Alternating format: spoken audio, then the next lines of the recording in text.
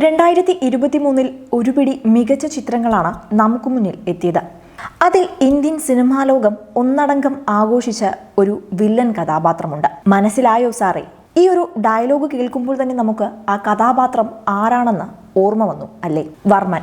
Nelson Dileep കുമാറിന്റെ സംവിധാനത്തിൽ രജനികാന്ത് നായകനായി എത്തിയ ജയിലറിലെ പ്രതിനായകനാണ് ഇത്. തന്നിലേൽപ്പിക്കുന്ന ഏത് കഥാപാത്രവും തന്മയത്വത്തോടെ അവതരിപ്പിച്ച് കയ്യടി നേടുന്ന മലയാള നടൻ വിനായകനായിരുന്നു വർമ്മനായി എത്തിയത്. രജനികാന്തിന് ഒപ്പമോ അതിനു മുകളിലോ ഉള്ള പ്രകടനം കാഴ്ചവെച്ച വിനായകനെ കണ്ട് ഏവരും പറഞ്ഞു, ഇന്ത്യ കണ്ട മികച്ച വില്ലൻ വേഷം. ഒരു ക്രൗൺ അടിച്ചു മാറ്റാൻ ശ്രമിക്കുന്ന ഗ്യാങ് ലീഡറാണ് വർമ്മൻ.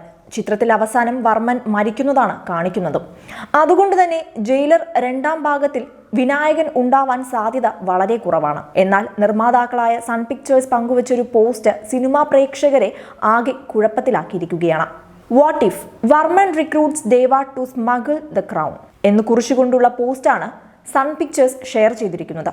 ഒപ്പം ജയിലറിന്റെ വർമ്മന്റെയും അയൺ സിനിമയിലെ സൂര്യയുടെ കഥാപാത്രം ദേവയുടെ ലുക്കും ഉൾപ്പെടുത്തിയിട്ടുണ്ട്. പോസ്റ്റർ പുറത്തു വന്നതിന് പിന്നാലെ കമന്റുമായി ആരാധകരും രംഗത്തെത്തി. ജയിലർ 2 ആണോ അയൺ 2 ആണോ ഇതുകൊണ്ട് ഉദ്ദേശിക്കുന്നത് എന്നാണ് പലരും ചോദിക്കുന്നത്. ജയിലർ 2-വിൽ സൂര്യ ഉണ്ടാകുമെന്നാണ് ചിലർ പറയുന്നത്. ഒരുപക്ഷെ അയൺ 2-വിൽ വിനായകൻ കാണുമെന്ന് പറയുന്നവരുമുണ്ട്.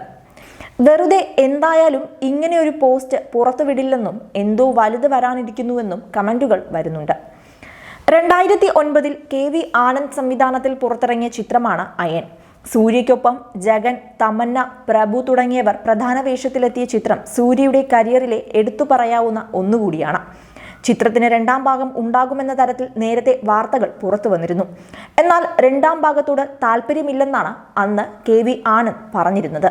കൂടുതൽ എന്റർടൈൻമെന്റ് വാർത്തകളും സ്പോർട്സ് വാർത്തകളും അതിവേഗം അറിയാൻ ഗാലറി മീഡിയ സബ്സ്ക്രൈബ് ചെയ്യുക. നിങ്ങളുടെ അഭിപ്രായങ്ങൾ കമന്റ് ബോക്സിൽ രേഖപ്പെടുത്തുക. സുഹൃത്തുക്കൾക്ക് ഷെയർ ചെയ്യുക.